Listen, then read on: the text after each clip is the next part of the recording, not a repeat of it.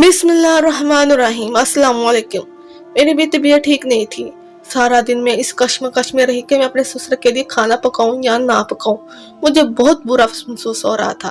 खैर मैं अपने कमरे में गई तो मुझे नींद आ गई। नींद इतनी गहरी थी कि मैं 4 घंटे सो रही थी। उन्हें उठी तो मुझे कुछ याद नहीं रहा था।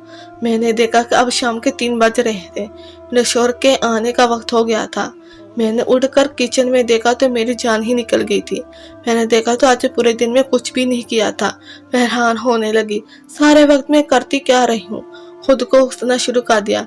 खाना बना ही रही थी कि दरवाजे पर दस्तक हुई। दरवाजा खोला तो सामने मेरा शोहर खड़ा था। वो गुस्से में और तकरीबन लाल चेहरे के साथ मैं इनको इस तरह देख कर डर गई। क्या करूं? मैंने पूछा, तुम होश में तो हो? तुम्हारा दिमाग कहाँ रहता है? मैं खुद ही को परेशान होकर देखने लगी, क्योंकि आजकल मुझे बहुत अजीब से लगने लगा था। चीजें बुनने लगी थी। मैंने क्या किया है ऐसा जो आप इतना गुस्सा कर रहे हैं? मैंने तो मुझसे पूछा, क्या हुआ? तुमने तो शोहर ने अपने नाश्ते वाला टिफिन उठाकर नीचे मार दिया। ये क्या है जमीला, आपको ये क्या नाश्ता अच्छा नहीं लगा? खाकर अच्छा लगता। मैं तो सारे ऑफिस के सामने शर्मिंदा हो गया। तुमने इतना नमक डाल दिया है तो ऑमलेट में कि वो भी मैं खा भी नहीं सका। इससे तो अच्छा था कि मैं घर बैठ ही नाश्ता कर लेता। तुमने तो कहा था कि नाश्ता ज्यादा है, आप दफ्तर में ही जाकर कीजिएगा। मेरा शोहर बहुत गुस्से में था। ये बात सुनकर मुझे बहुत परेशान हुई।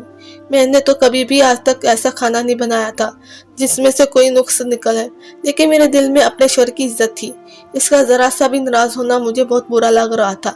मैंने उससे माफी मांगी, कहा कि आइंदा ऐसा नहीं होगा, लेकिन क्या करती। मेरा शोहर ने तो मुझे इतनी बातें सुना दी कि इनसे माफी मांग भी लेती तो हमारी लड़ाई सही न हो पाती। मैंने खामोशी से जाकर किचन में देखा। इसी आमलेट पर नजर पड़ी जो कि थोड़ा सा तवे पर लगा हुआ था, जो मैंने सुबह सुबह शोहर को बना कर दिया। मैंने इस आमलेट को चख कर देखा तो जो कि बाकी बचा हुआ था, इसमें नमक बिल्कुल बराबर था। ये देखकर मैं हैरान होने लगी। अगर मेरे ऑमलेट में नमक ज्यादा नहीं था तो फिर मेरे शोहर को ऐसा क्यों महसूस हो रहा था, जबकि मैंने ऐसा कुछ किया ही नहीं था। फिर भी इसने मुझे अच्छी खासी सुना दी थी। मैंने अपने शोहर को ये बात नहीं बताई, पर मेरा शक सिर्फ अब ससुर की तरफ जा रहा था। कहीं उन्होंने जानबूझकर अंडे में ज्यादा नमक तो नहीं मिला दिया, जिसकी वजह से मेरे शोहर को गुस्सा आया। अगले दिन से ही मैंने अपनी कार्रवाई शुरू कर दी। शोहर का तो मैंने सबसे पहले खाना बंद किया था। मैंने इनको नाश्ता का पूछा, ना चाय का ना पानी का। वो हैरान होकर बार बार मेरे कमरे में आते तो मुझसे पूछते कि क्या हुआ है, और मैं उनको किसी बात का जवाब ना देती। आज तो मेरा दिल सख्त घबरा रहा था। तभी मेरे ससुर ने कहा कि उठो बेटी, डॉक्टर के पास चलते हैं, तुम्हें ताकत का इंजेक्शन लगवाना हूँ। मैंने कहा, बाबा जी मेरी ताकत बिल्कुल ठीक है, मुझे किसी ताकत की जरूरत नहीं। ये सुनकर वो बहुत परेशान हो गए। बोला कि नहीं बेटी, तुम्हें ताकत का इंजेक्शन तो लाजमी लगाना है। मैंने कहा, मैं बिल्कुल ठीक हूँ, मुझे किस किस्म की ताकत का इंजेक्शन की जरूरत नहीं। पर अब्बा जी जद बाहर गए। बोले कि अगर तुमने ताकत का इंजेक्शन नहीं लगाया तो मैं भी खाना नहीं खाऊंगा। मैंने कहा कि वो तो आपकी मर्जी है, अब ज़ाहिर है तो मैं शक में पड़ चुकी हूँ। ऐसा तो नहीं हो सकता था कि मैं इनसे ये कहूँ कि मैं इंजेक्शन इसीलिए नहीं लगाती कि आप पर शक है। अभी उन्होंने मेरे शोहर को फोन कर दिया। मेरे शोहर ने जब ये सुना कि मैं अब्बा जी की बात नहीं मान रही तो उसे यही लगा कि मैं इनसे बदतमीजी कर रही हूँ। इसने मुझे डांटना शुरू कर दिया। बोला कि जो अब्बा कह रहे हैं वही करो। मैंने कहा अब्बा जी से, अब्बा जी मैं हॉस्पिटल नहीं जा सकती, आप ऐसा करें जाकर स्टोर से वो इंजेक्शन ले आए और साथ ही नर्स को भी ले आएगा ताकि वो मुझे यहीं पर इंजेक्शन लगा दे। अब्बा जान ये सुनकर भी खुश हो गए।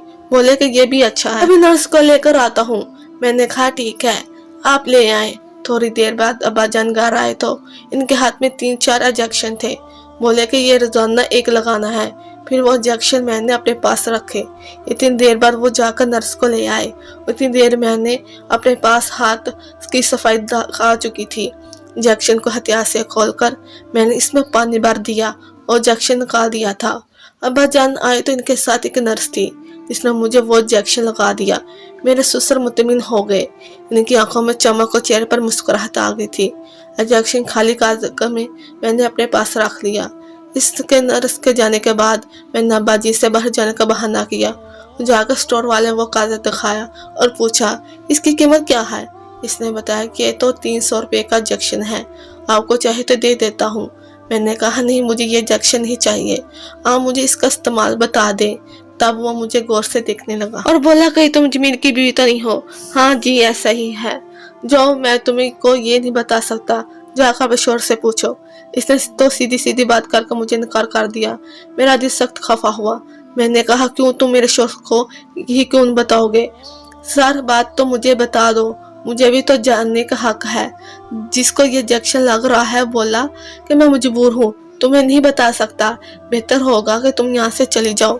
मैं इसकी बात पर चुपचाप अपने घर आ गई, पर मेरे दिल बहुत परेशान था। सोच रही थी आखिरकार क्या करूँ। आज तो मुझे पानी वाला इंजेक्शन लगा था। अगले ही 2-3 दिन भी मैंने ऐसा किया। मेरे शोहर अब कोई ना कोई बात ढूंढता जिस पर वो मुझे जलील कर सके, मुझसे बेइज्जती कर सके और कोई ना कोई नुक्स निकालने की कोशिश करता, पर अब मैं कोई मौका ना छोड़ती। अगर ये कहता खाने में नमक ज्यादा है तो मैं खाने में नमक डालती देती ही नहीं और साथ ही एक छोटी सी पैकेट में रख देती जिसमें नमक भरा हुआ था। मेरा शोहर बड़ा मजबूर हो चुका। वो दिन ब दिन मुझे तंग करने की कोशिश करता और मैं हर चीज का हल निकाल लेती। एक दिन जब वो आया तो बहुत गुस्से में था। अपने अब्बा के कमरे में गया और कमरे के बाहर खड़ी हो गई। शोहर ने कमरे का दरवाजा जोर से बंद किया था। तभी मुझे शक हो गया था, बाप बेटा जरूर आपस में कोई बात करने लगे हैं जिसका तक मुझसे लाजम होगा। मैं बाहर खिड़की के सब सुन रही थी। खिड़की के बाहर थी तब मेरे शोहर ने अपने बाप को डांटना शुरू कर दिया। अब्बा जान, मैंने आपको इंजेक्शन लगाने के लिए कितने पैसे दिए थे, बल्कि वो इंजेक्शन 300-400 रुपए का था, पर आपको मैंने फालतू पैसे भी दिए, लेकिन आपसे मेरा काम नहीं हुआ। वो तो दिन ब दिन होशमंद होती जा रही है, चालाक हो रही है। आप तो कहते थे कि ये पागल हो जाएगी और फिर मैं शमरीन को इस घर में ले आऊंगा। मैं इनकी ये बात सुनकर हैरान रह गई। मुझे समझ नहीं आई कि ये क्या हो क्या रहा है। क्या मेरा शोहर मुझे पागल करना चाहता था ताकि वो किसी औरत को यहाँ ला सके? इसकी बातों से तो ये बात समझ आई थी। शमरीन बहुत नाजुक दिल की मालिक है। अब्बा, मैंने तो उसे ये कहकर अपने जाल में फांसा है कि मेरी बीवी पागल है, घर के बर्तन तोड़ देती है, पर ये तो ऐसा कुछ भी नहीं करती। मैंने एक दिन ऐसे यहाँ लाना है ताकि वो मेरी बीवी को पागलपन देकर उसे मुझ पर तरस आए और वो अमीर बाप की बेटी।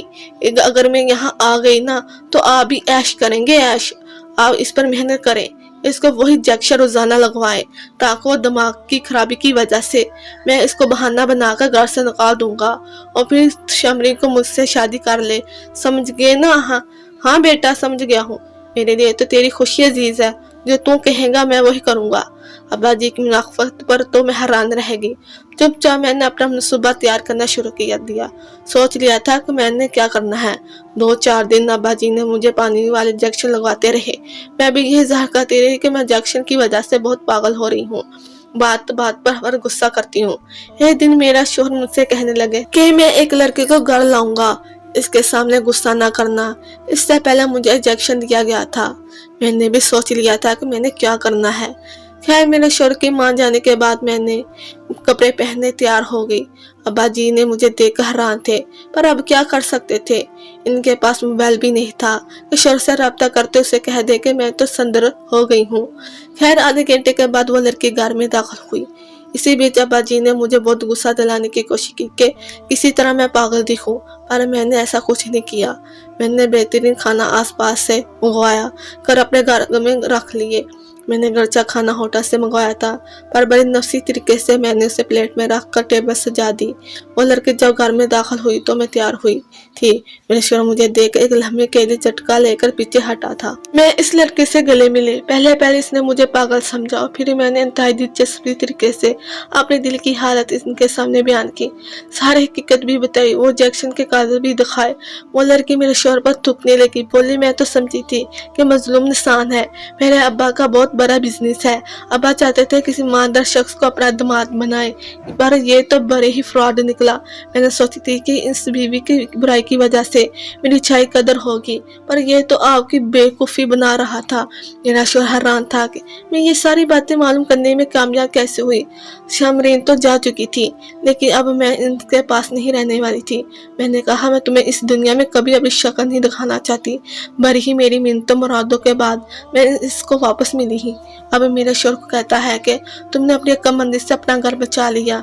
अब मैं तुम्हारी मोहब्बत में गिरफ्तार हूँ या ना हूँ, पर तुम्हारा दिमाग इतना शातिर है कि तुमसे धोखा करने का सोच भी नहीं सकता। प्यारे दोस्तों, अगर ये आपको कहानी अच्छी लगी है तो चैनल को सब्सक्राइब कीजिए, वीडियो को लाइक कीजिए। Thank you.